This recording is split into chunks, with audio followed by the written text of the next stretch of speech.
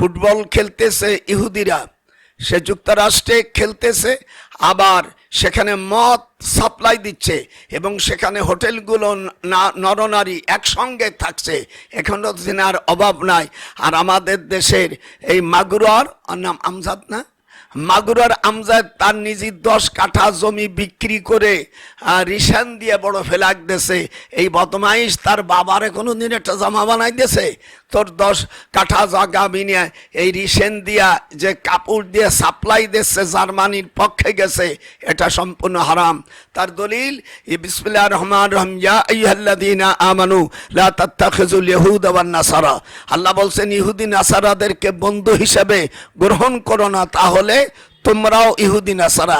সেই আয়াতের দিক তো সেই ইহুদি নাসারা হয়ে গেছে। 1 2 নম্বর, সেই যারা অপব্যয় করে তারা শয়তানের ভাই, তারা হলো শয়তানের ভাই। সূরা বনী ইসরাঈলের মধ্যে আছে, এটাও তারা করেছে।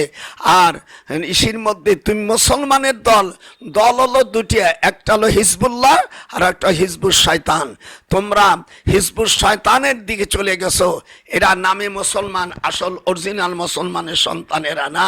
তারা ইহুদি খ্রিস্টানদের পক্ষ নিয়ে এই দেশে মানে উল্লাস করতেছে। এটা শরীয়তে সম্পূর্ণ হারাম।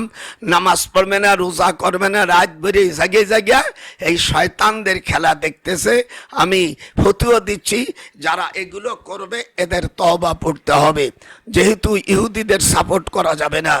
আর ইরানের সাথে যুদ্ধ হইছে, সেই জায়গায় আবার সেই ইরানরা যাইয়া আবার ওখানে হোটেল ভাড়া করে সেখানে মদ সাপ্লাই দিচ্ছে। যারা মদ সাপ্লাই দিচ্ছে ওরা তো কাফের, আর ওদের সাথে যারা এরা যোগ দিচ্ছে এরাও ডবল কাফের। আর এই খেলাধুলার পছন্দ করা, ইহুদিদের মহব্বত করা, তাদেরটা পছন্দ করা, এটা সম্পূর্ণ কুফরি। এটা কোরআনের আয়াত, সূরা মায়েদা 51 নম্বর আয়াত।